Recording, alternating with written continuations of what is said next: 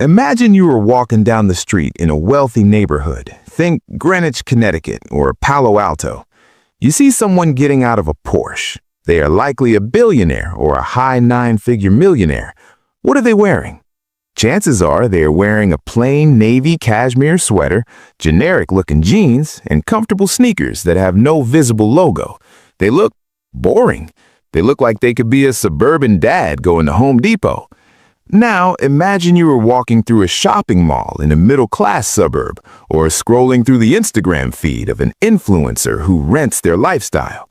You see someone who is trying very hard to look rich. What are they wearing? A belt with a massive gold buckle that screams the designer's name, a t-shirt with the brand plastered across the chest in neon letters, a handbag covered in a monogram print so aggressive it makes your eyes hurt. Why is there such a massive disconnect? Why do the people who actually have the money hide it, while the people who are struggling shout it from the rooftops? This is the paradox of loud luxury versus quiet luxury.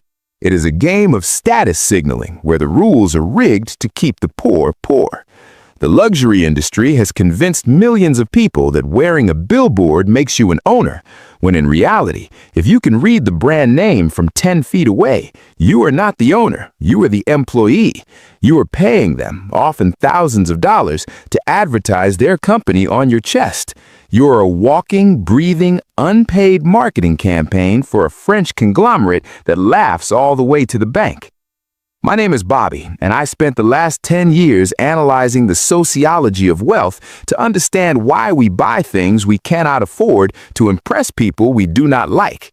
If you are someone who has ever felt the pressure to upgrade your wardrobe just to fit in at work, or if you wonder why billionaire style looks so different from rapper style, make sure to hit that subscribe button and give this video a thumbs up if this helps you out. Because today, we are going to deconstruct the status game. We are going to look at the signaling theory of economics, the predatory pricing of entry-level luxury items, and why opting out of the logo race is the fastest way to build actual net worth. Here's the thing about logos. They are a tax on insecurity. In evolutionary psychology, we signal status to gain allies and mates.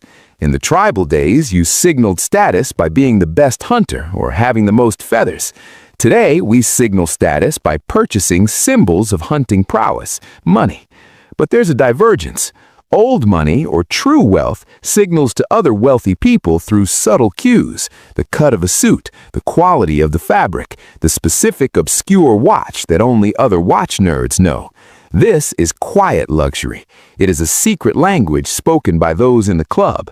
New money, or aspirational wealth, signals to the masses. They want everyone to know they made it, so they buy the items that are most recognizable. The brands know this. That is why they create entry-level products, the t-shirts, the belts, the hats that are covered in logos. These are the highest margin items. They are cheap to make, cotton and canvas, but they sell for hundreds of dollars because they carry the brand premium. They're selling you a ticket to a club that the actual members don't even visit. Let us look at the math of loud luxury. A luxury brand will sell a logo t-shirt for $500. The cost to manufacture that shirt is maybe $10. The markup is 4,900%. Why?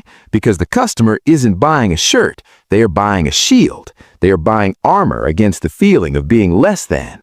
People with lower incomes or lower social status feel the highest pressure to signal because they are the most vulnerable to being judged. They are trying to hack the social hierarchy, but it's a trap. By spending $500 on a shirt, they are destroying the capital they could have used to actually climb the hierarchy. They are trading being rich for looking rich. The $500 invested in the S&P 500 over 30 years becomes $5,000. That t-shirt becomes a rag.